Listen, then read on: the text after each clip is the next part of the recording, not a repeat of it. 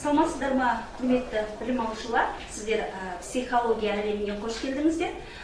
Психология пәні сіздерде 10 сағат дәріс өткізіледі. Психологияның негізгі тақырыптарына тоқталып өтеміз. Психологияның негізгі заңдылықтарына, механизмдеріне, психикалық процестерге, танымдық үдерістерге, адамның еріктік эмоционалдық процестеріне осы пәннің негізінде таныс болатын боламыз. Бүгінгі бірінші дәрісіміз психология пәніне кіріспе. Психология дегеніміз не? Психологияны біз қалай анықтаймыз? Оны ғылым ретінде қалай тұжырымдаймыз? Адам туралы ғылымдар жүйесіндегі психологияның орнына тоқталып өтеміз. Психологияның әдістеріне назар аударамыз. Психология тиімді өмір сүруге ықпал ететін ғылым және практика ретінде тұжырымдайтын боламыз.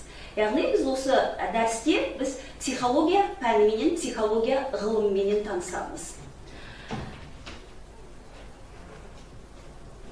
Келесі, жалпы ғылым ретінде психологияны біз қалай тұжырымдап жүрміз? Заманауи зерттеулерге қарайтын болсақ, бұл психология адамның объективті шындықты сезіну, қабылдау, ойлау, түйсіну және басқа да психикалық құбылыстар формасында белсенді бейнелеу процесін меңгеретін ғылым.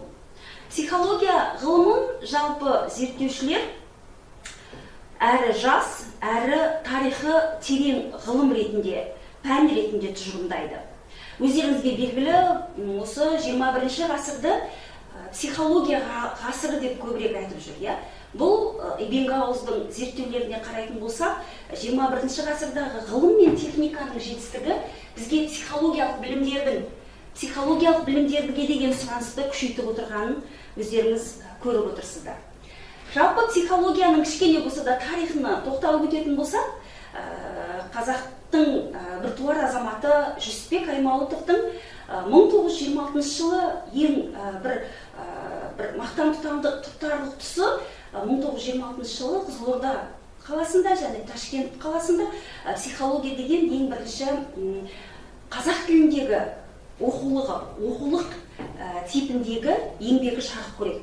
Яғни Жүсіпбек Аймауытов осы психология кітабында 12 тарау, 102 параграфтан осы ғылым тарихына тоқталып, адамның пәлсапалық терең тұжырымдарына бойлап отырып, көптеген мысалдар келтіріп, адамның жанның табиғатын, психикалық процестерге тоқталуға назар аударды. Осы ұғымдардың мәнін ашуға тырысты.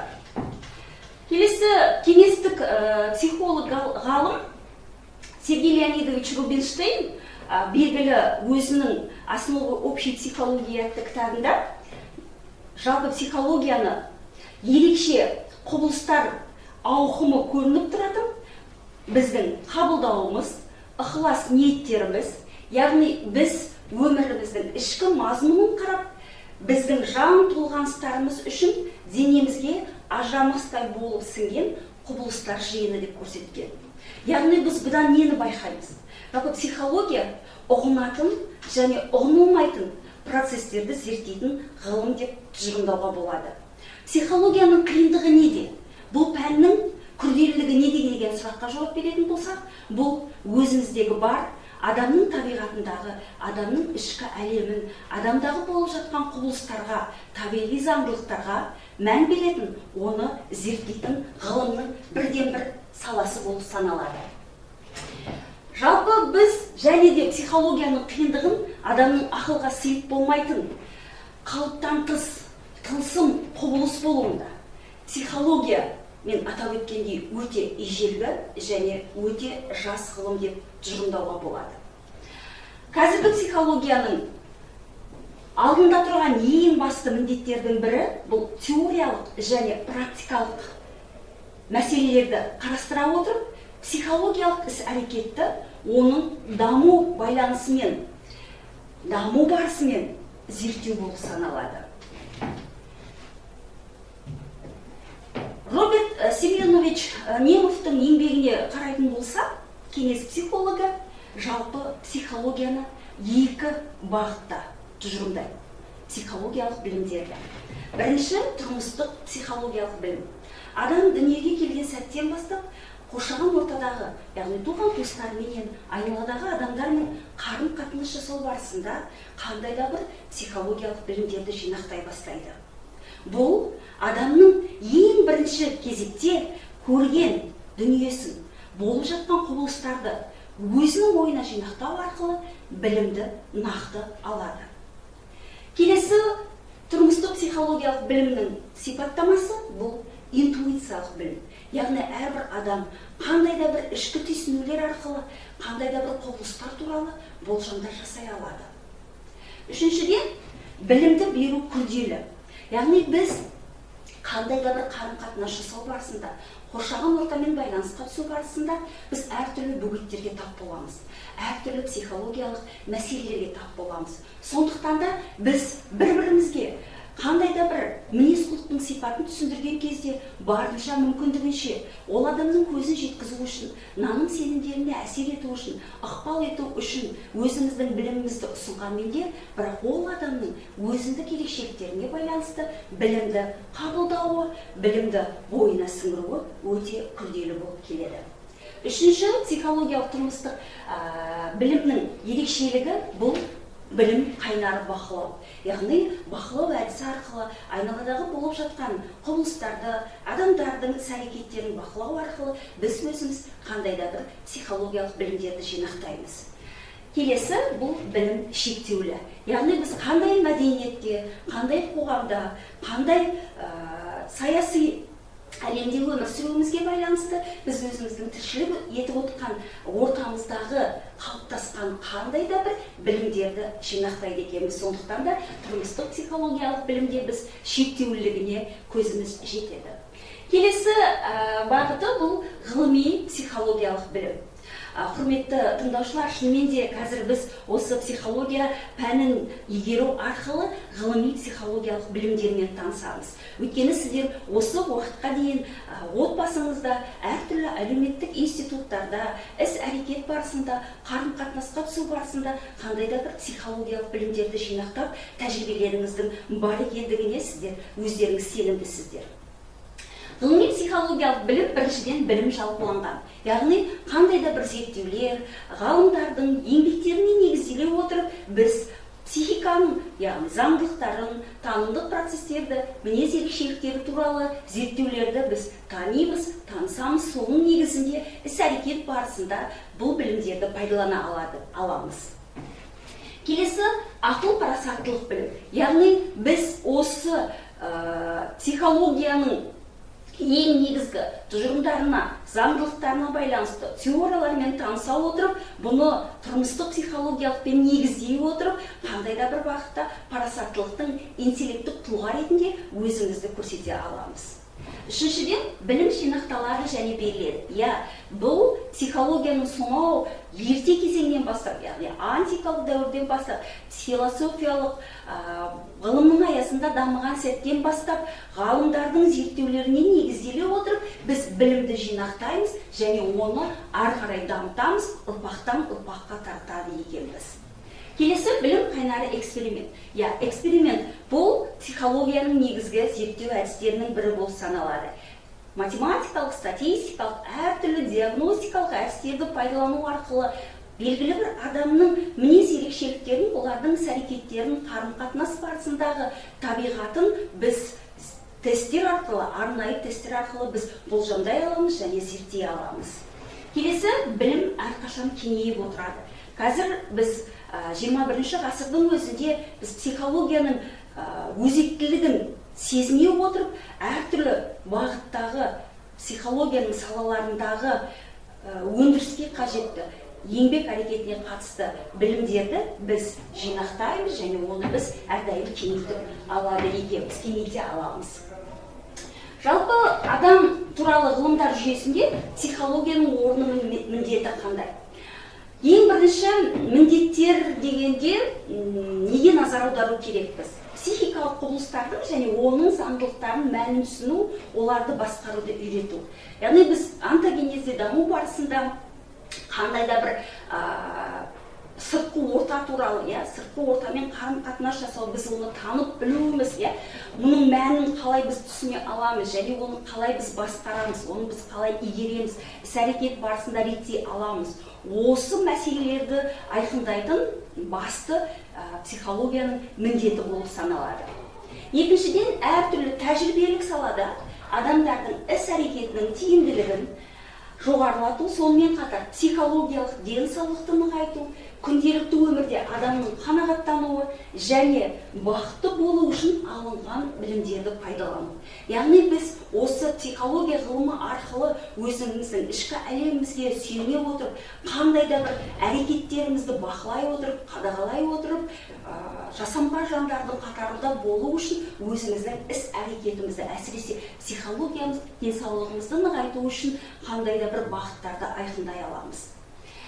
Психология шын мәнісінде адамның өзі ұғынатын және ұғынбайтын субъективті рухани құбылыстарының ішкі мазмұнын, сонымен қатар мінез-құлығын, психиканың объективті заңдылықтарын және көріністерін қарастырады. Келесі мәселе, жалпы психология ғылымдар жүйесінде қандай орынға ие, қай орынға ие? Бұл сұраққа жауап беру үшін психологияның бірінші кезекте заманауи психология, философиялық жаратылыстану және әлеуметтік ғылымдар арасында аралық орынға ие екендігі туралы айтамыз. Себебі Бонифатий Михайлович Кедровтың зерттеулеріне қарайтын болсақ, психология ғылымдар арасында орталық орынға ие болып қана қоймай, сонымен қатар олардың қалыптасуы мен дамуын түсіндіруге мүмкін боларлық қайнар көз ретінде тұжырымдайды. Бұдан біз нені байқаймыз? Жалпы психологияны біріншіден меңгеру үшін адам биологиясымен танысуды қажет етеді. Оның орталық жүйесінің құрылымын, қызметін білуді талап етеді. Психикалық құбылыстар мен орталық жүйесінің қызметі арасындағы нақты байланыс жоғарғы жүйке әрекетінің физиологиясында қарастырылады. Яғни бұл психологияның физиологиямен байланысын көрсетеді. Келесі, екіншіден, психология адамның жоғарғы психикалық қызметінің қалыптасуында өркениеттің негізгі тарихи жетістігі болып табылатын еңбек құралы және белгілер жүйесі шешуші рөл ойнайтындықтан қоғам тарихымен және мәдениетімен тығыз байланысты. Үшіншіден, адам бұл биоәлеуметтік тіршілік иесі. Ол қоғамда өмір сүреді. Адамның психикасы дамиды әрі қалыптасады. Осыған байланысты адам психикасын терең түсіну үшін әлеуметтану негіздерін білуге мүмкіндік туады. Келесі, төртіншіден, адамның санасы, ойлауы және басқа да психикалық құбылыстар туылғаннан берілмейді. Әрине нышандар болуы мүмкін, бірақ ол онтогенезде туылғаннан қайтыс болғанға дейінгі кезеңде тәрбиелеу және оқыту үдерісінде қалыптасып, осы жерде психологияның педагогикамен байланысы туындайды. Бесіншіден, психология бұл философиямен тығыз байланысты. Кейбір ұғынылмайтын процестерді тұжырымдаған кезде психология саласы әрине философиялық ой-пікірлерге жүгінеді. Философиямен байланысын біз ерекше атап кету керек. Себебі бұл психология ғылымы философияның аясында дамыды. Психологиялық ой-пікірлер ең бірінші кезекте философ ойшылдардың адамның табиғатын түсіндіруге байланысты көзқарастарын, фәлсапаларын көруге болады. Сондықтан да философия бұл психология бұл философиямен тығыз байланысты деп айта аламыз. Жалпы психология адам танудың жалпы моделі бола отырып, аталмыш ғалымдардың барлық мәліметтерін біріктіреді. Әрине, психологияны біз неге орталық орынға қойып отырмыз? Себебі адам тіршілік әрекетінде, еңбек әрекетінде, кез келген салада бұл адам жүйесіндегі ғылыми бағыт болып саналады. Ал барлық техниканың жетістігі, барлық ғылымның жетістігі бұл адамның іс-әрекеті, адамның табиғаты, адамның интеллектуалдық мүмкіндігі болып табылатындықтан біз психология қазіргі таңда барлық ғылымдардың білімдерін біріктіруші ғылым ретінде тани аламыз. Оны біз қазір салаларын өткен кезде толығырақ түсінетін боламыз. Келесі психологияның әдістеріне тоқталып өтеміз. Психология бұл әдіс ретінде, әдістік тұжырымдама ретінде белгілі бір өзіндік бағыты бар, ғылыми зерттеулері бар, ғылымның белгілі бір саласы ретінде тұжырымдай аламыз. Әдіс бұл көздеген мақсатқа жетудің бірыңғайланған тәсілдері және тәртіпке келтірілген қызмет жүйесі. Бұл әдіс бізге жаңа мағлұматтар алудың аса маңызды шарты болып саналады.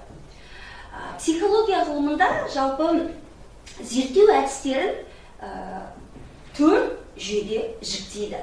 Бірінші, ұйымдастыру әдістері. Ұйымдастыру әдістеріне бірінші кезекте салыстыру әдісі, лонгитюд әдісі және кешенді әдістерді кіргізуге болады. Екінші, эмпирикалық әдістер. Бұл бақылау, өзіндік бақылау, немесе интроспекция әдісі деп атауымызға да болады. Эксперимент, жаңа біз атап өттік экспериментті, ғылыми психологиялық білімде біз эксперимент әдісін пайдаланамыз деп айтқан болатынбыз. Психологиялық болжау, тест, анкета, сауалнама, социометрия әдісі, әңгімелесу, шығармашылық іс-әрекет өнімдерін талдау әдісі және өмірбаян әдісін енгізуге болады. Үшіншіден, деректерді өңдеу әдістері. Психологияның ерекшелігіне де кез келген тесттер, психодиагностикалық әдістерді пайдаланған кезде біз сандық, яғни статистикалық және сапалық топқа жіктеу талдау арқылы біз қандай да бір мәліметтердің шынайылығын бекітеді екенбіз. Келесі төртінші бұл реттеу. Реттеу бұл түзету әдістері. Аутотренинг, топ тренингі, психотерапиялық ықпал ету әдісі, оқу, үйрету әдістерін жатқызуға болады. Әрине, мына жерде көріп отырғанда зерттеу әдістері бақылау. Енді кішкене тоқталып өтейік. Бір әдістерге бақылау әдісі бұл ашық, жабық, сырттай және іштей бақылау болып бөлінеді. Эксперименттік әдіс бұл табиғи эксперимент және лабораториялық эксперимент деп бөлеміз. Келесі әңгімелесу, қызмет нәтижелерін зерттеу, анкеттік әдіс, модельдеу әдісі және тесттер деп бөлеміз. Бұл жерде атап өтетін дүние, тесттердің өзінің де әртүрлі бағыттары бар. Соның ішінде ерекше атап кететін болсақ, проективті тесттер бұл сурет салу арқылы адамдардың қандай да бір ішкі жан дүниесі туралы ақпараттарды алуға мүмкіндік беретін әдістер бар екеніне тоқталып өтуді жөн санаймыз.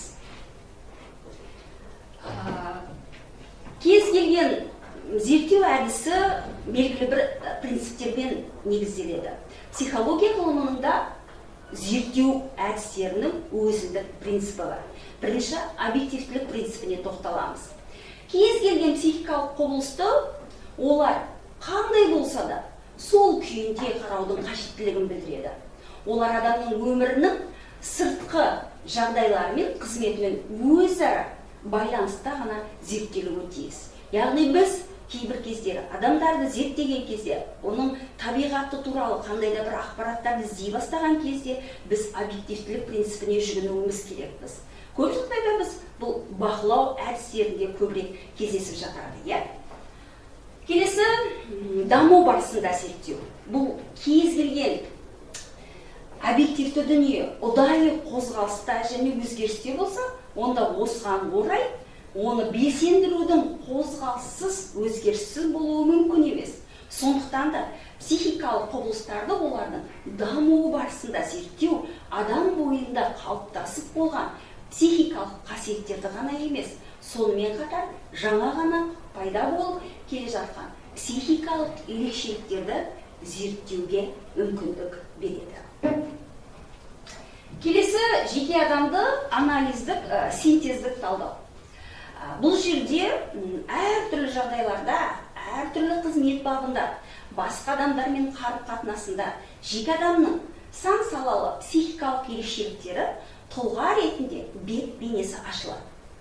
Дегенмен де бұл ақиқат өмірдің алуан салалығына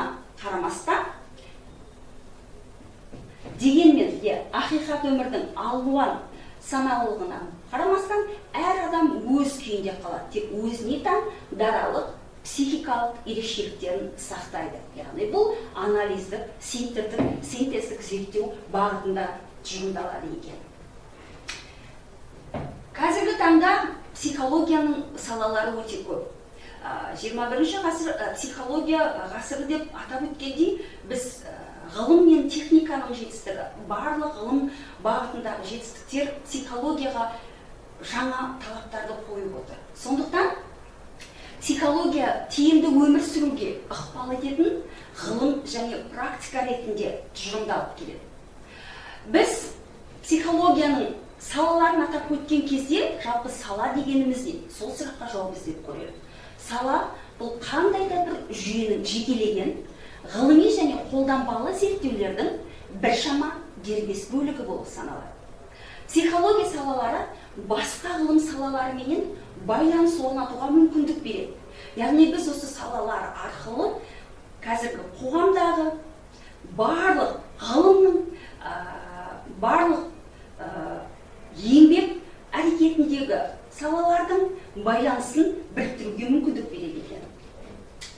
Борис Петрович Ломовтың әдіснамалық зерттеулеріне негізделе отырып, біз психологияның мынандай байланыстарын анықтауға болатындығына көз жеткіздік. Аталмыш ғалым біріншіден қоғамдық ғылымдармен байланысын айтады, саламен байланысын айтады. Бұл жерде әлеуметтік психология арқылы біз байланысты айқындай аламыз. Келесі жаратылыстану ғылымдарымен байланыс. Бұл психофизика, психофизиология, салыстырмалы психология арқылы көрініс береді. Келесі медициналық ғылымдар. Бұл патопсихология, медициналық, яғни клиникалық психология, нейропсихология, психофармакология арқылы біз байланысты айқындай аламыз. Келесі байланысатын сала бұл педагогикалық ғылымдар. Біз даму психологиясы, педагогикалық психология, әлеуметтік психология арқылы біз мүмкіндігінше психологияның басқа ғылымдармен байланысын айқындай аламыз. Соңғы техникалық ғылымдар. Бұл инженерлік психология арқылы, яғни еңбек барысындағы адамның психикалық процестері туралы, оның ерекшеліктері туралы мәліметтер, білімдер алуға мүмкіндік туады. Психологиялық білімдер бұл қолдану мақсаты бойынша үлкен екі салаға бөлінеді. Бұл фундаменталды ғылымдар және қолданбалы психология. Фундаменталды психологияның мақсаты психологиялық шындықтың теориялық тұжырымдамалары мен модельдерін құру болып саналады. Бұл жерде академиялық психология туралы көбірек айтуға болады. Яғни сіздер қазір осы психология пәнін игеру арқылы сіздер психология бағытында академиялық білімдерді аласыздар. Қолданбалы психология бұл психология саласында білім мен ғылыми негізделген әдістер жүйесі немесе психологиялық құралдар арқылы практикалық міндеттерді шешеміз. Яғни бұл қолданбалы психология әртүрлі саладағы бағытта психологияның білімдерін пайдалану болып саналады. Ғылыми психология бұл психикалық құбылыстардың мәнін ұғынуға бағдарланған психология. Ал қолданбалы психология бұл әртүрлі әрекеттегі адамның психикасы мен мінез құлығы пәні болып табылатын зерттеу бағыты болып саналады. Яғни әртүрлі техникалық бағыттағы мамандықтардың, жаратылыстану бағытындағы мамандықтардың, педагогикалық бағыттағы әр саладағы адамның қандай да бір мінез ерекшеліктерін, танымдық үдерістерін тануға мүмкіндік беретін бағыты болып саналады. Енді біз кішкене психологияның салаларына тоқталып өтелік. Қазір заманауи бағытта психологияның салаларының ауқымы кеңейгені байқалады, өздеріңізге белгілі. Бірінші кезекте бизнес психологиясы туралы атап өтейік. Бизнес психологиясы бұл қоғамның әлеуметтік және экономикалық даму үдерісінің әсерінен туындайтын әлеуметтану, экономика пәндерінің қиылысындағы психологияның заманауи саласы. Қазіргі таңда кез келген тұлға өзінің мүмкіндіктерін, әлеуетін пайдалана отырып, ресурстарын тиімді пайдалану арқылы өзін-өзі қаржыландыру үшін, өзінің қандай да бір саланы меңгерген маман ретінде өзінің бизнесін ашып, тек қана өзіндік мұқтаждықтарын, өзіндік қана құндылықтарын қанағаттандырып қана қоймай, бұл мемлекетке де, біздің қоғамға да өзінің пайдасын, тұтынушыларға да өзінің қызметін ұсынуға мүмкіндік туады. Келесі спорт психологиясы, яғни әлемді, Қазақстанды танытатын бұл спорт екенін өздеріңіз білесіздер. Сондықтан спорт психологиясында спорттық іс-әрекеттегі әртүрлі психологиялық механизмдердің қалыптасуы мен көріністерінің заңдылықтарын зерттейтін психологияның ғылыми аймағы болып саналады. Яғни бұл жерде біз спорт бұл жетістік, спорт бұл жеңіс, сондықтан да адам жеңіске жету үшін, қандай да бір межелеген мақсатқа жету үшін біз қандай психикалық процестеріне назар аударуымыз керекпіз, оның ерік-жігерін қалай тәрбиелеу керекпіз, осы бағыттағы білімдерді біз осы спорт психологиясы саласы арқылы таныса аламыз. Келесі денсаулық психологиясы. Бұл қазіргі таңда өте өзекті бағыттардың бірі болып саналады. Әрине қазіргі пандемия жағдайында денсаулық ең құнды құбылыс, адамның ең құнды қажетті дүниесі болып отырғаны өздеріңізге белгілі. Денсаулық психологиясы бұл денсаулық ауру және денсаулықты сақтау бағытындағы психологиялық және мінез құлықтық үдеріс туралы ғылым. Ол психологиялық, мінез құлықтық және мәдени факторлардың денсаулықтың физиологиялық күйіне немесе ауру қалпына әсерін зерттейді.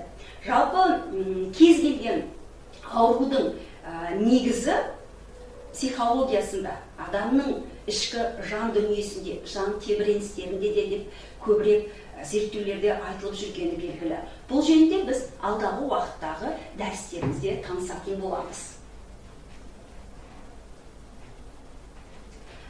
Ең басты тағы бір атап өтетін қоғамдағы бір арнаның, бір саланың бірі бұл жарнама психологиясы. Әрине, теледидар көріп отырған кезде бір қызықты бір көрсетілімді бір қызығушылықпен назар аударып отырған кезде бізге үзіп жіберіп жарнаманы қойған кезде кейде біз әртүрлі психологиялық ішкі күйлерді, ішкі сезімдерді сезінетініміз белгілі. Сондықтан да бұл жарнаманың да өзіндік белгілі бір мүддесі бар деп айтамыз. Жарнама бұл экономикалық және нарықтық қатынастардың шағын бөлігі болып саналады, адамдар арасындағы өзара қатынас болып табылады. Жарнама жалпы зерттеулерді қарайтын болсақ, аударма сөздіктерді қарайтын болсақ, бұл латын тілінен шыққан айғайлау деген мағынаны береді. Бұл жарнама психологиясы бұл жерде бірінші кезекте тұтынушылардың мұқтаждықтары мен болжауларын бағалаумен айналысатын, тауар немесе қызметке қатысты сұраныс құру мақсатында адамдарға ықпал етудің психологиялық амалдарын, тәсілдерін және әдістерін жасайтын психологияның бір заманауи саласы болып табылады. Құрметті білім алушылар, біз бірінші дәрісімізде психологияның ғылымның анықтамасына, жалпы оның салаларына, міндеттеріне, басқа ғылымдармен байланысына, оның қоғамдағы орнына тоқталып өттік және зерттеу әдістеріне назар аудардық.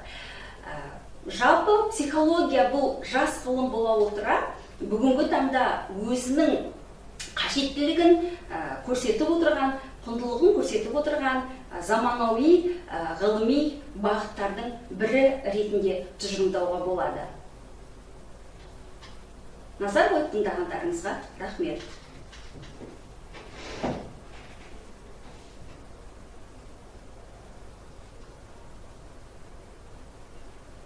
Құрметті білім алушылар, біз осы дәрісте негізгі әдебиеттерге де тоқталып кетуді жөн санадық. Біріншіден, біз психологиялық әдебиеттер оқулықтар қазақ тіліндегі көп бар. Соның ішінде ең негізгілеріне тоқталып өтуді жөн санаймын. Біріншіден, бұл жалпы психология негіздері Сатыбалды Мұхтайұлы Жақыповтың авторлық еңбегі. Осы кітапты басшылыққа алсаңыздар, және жаңа атап өткендей Рональд Сергеевич Немовтың психология 3 томды кітабы бар. Соның ішінде осы дәрісте сіздер бірінші кітабы пайдалансаңыздар болады. Үшіншіден, бұл Столяренконың «Основы психологии» кітабын назарға алыңыздар.